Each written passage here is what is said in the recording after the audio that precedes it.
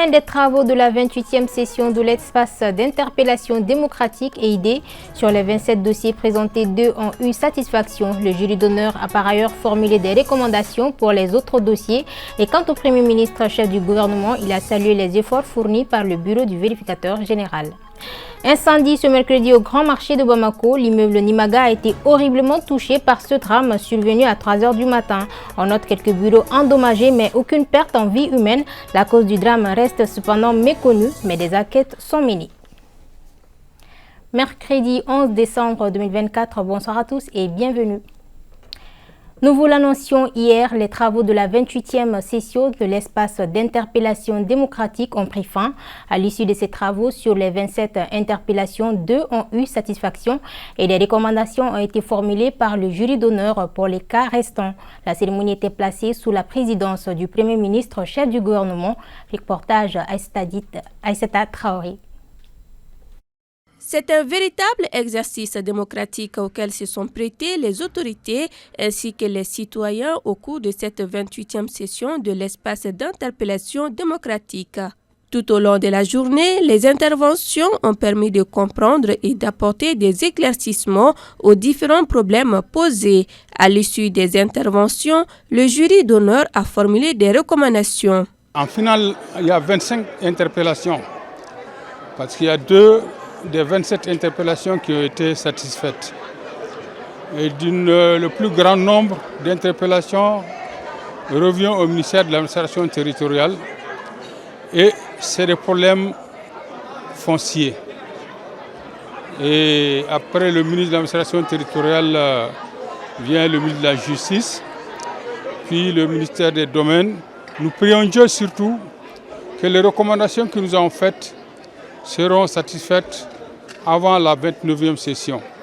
Les citoyens qui ont fondé leur espoir sur les idées ont suivi avec beaucoup d'intérêt la lecture de ces recommandations et espèrent les voir appliquées. On a interpellé 3 ministres, le ministre de l'Éducation, le ministre de l'Administration territoriale et le ministre de l'Économie et des Finances.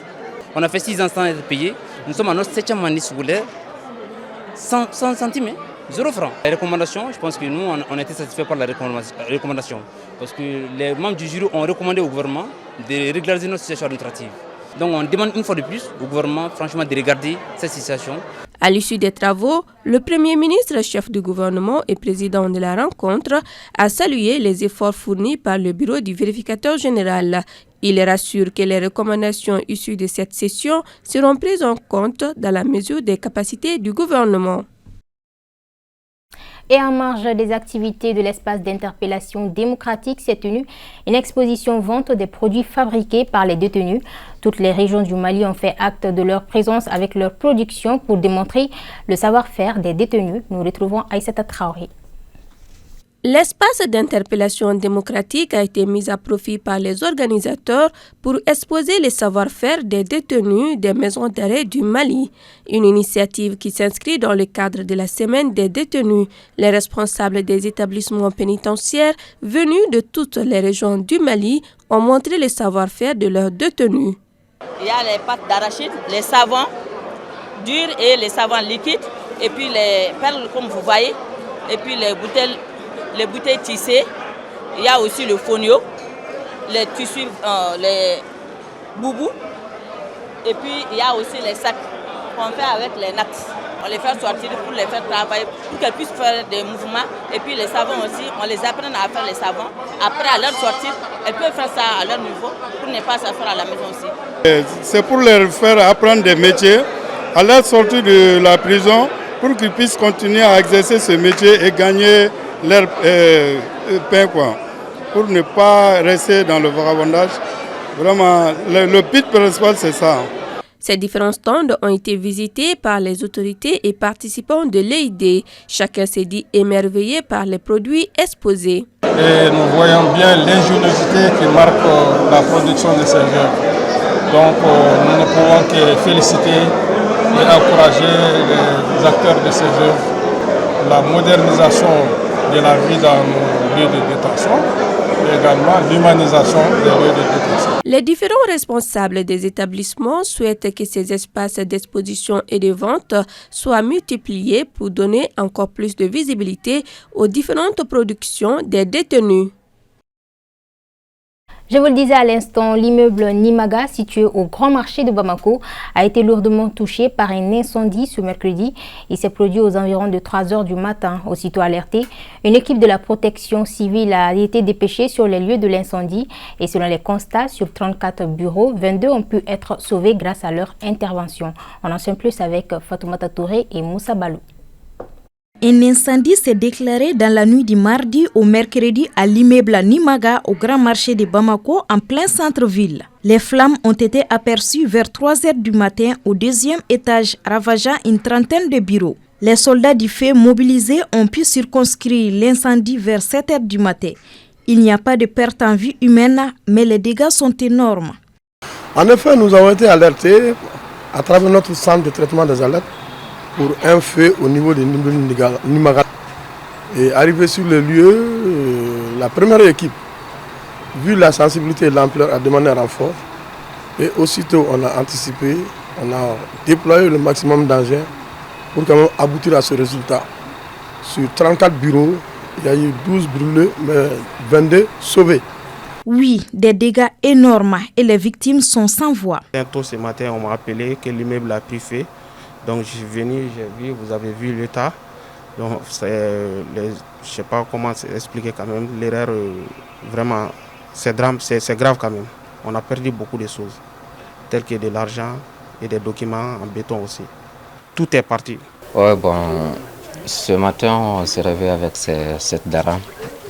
Elle nous a appelé quand j'étais à la maison, vers les 8 heures comme ça. Mon collègue m'a appelé que l'immeuble a pris feu la nuit. Donc, je suis venu précipitamment et malheureusement, c'est ce qu'on a trouvé. Pour éviter de tels sinistres, les sapeurs-pompiers invitent la population à plus de vigilance. Et on termine en sport. La Fédération malienne des sports pour personnes handicapées a organisé un match de gala handi-foot en commune 2 du district de Bamako, placé sous le haut parrainage du ministre de la Jeunesse Abdul Kassim Ibrahim Fomba. Cette initiative s'inscrit dans le cadre de la Journée internationale des personnes handicapées, célébrée chaque année le 3 décembre. Reportage à Amadoun Diallo. À travers ce match de gala handi-foot, les organisateurs entendent magnifier la Journée internationale des personnes handicapées célébrée le 3 décembre de chaque année. Placée sous le haut parrainage du ministre des Sports Abdul Kassim Ibrahim Fomba, la rencontre a opposé l'équipe du parrain habillée en jaune et celle de la marraine Madame Djigine Hatouma Gakou du CNT en vert. Après 30 minutes de jeu sur plusieurs occasions de but de chaque côté, c'est finalement l'équipe de Madame Djigine Hatouma Gakou qui a remporté la partie avec un score de 3-1. À la fin du match, chacune des deux équipes a reçu un prix. Nous avons gagné, je suis très content et fier. Ce genre d'initiative nous réconforte beaucoup. Merci aux organisateurs et surtout aux autorités de la transition qui ont accepté de nous accompagner.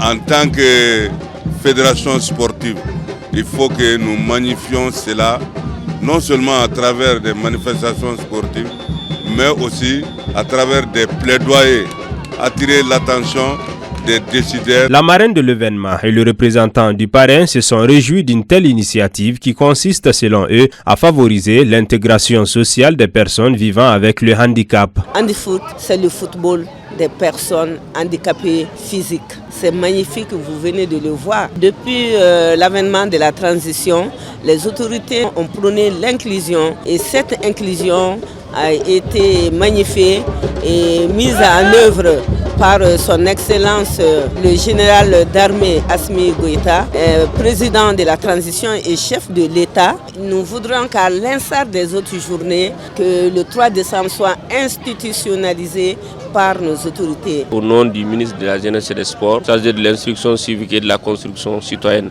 Abdul Kassim Fomba, qui nous a demandé de venir ici pour non seulement le représenter, pour magnifier le football. Et aujourd'hui, nous démontrons le pouvoir du football, qui n'est pas seulement une activité physique, mais c'est aussi un vecteur de lien social, de la solidarité et d'entraide.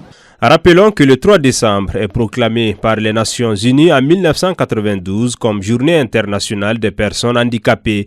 Depuis sa ratification par notre pays en 1994, les personnes vivant avec le handicap fêtent cette journée au Mali. En marge de la cérémonie d'ouverture, les organisateurs ont salué les efforts consentis par les autorités de la transition dans le processus d'intégration sociale, économique et culturelle des personnes handicapées. Et voilà, c'est là-dessus que s'achève cette édition. Merci de votre aimable attention. Très bonne suite des programmes sur ORTM2.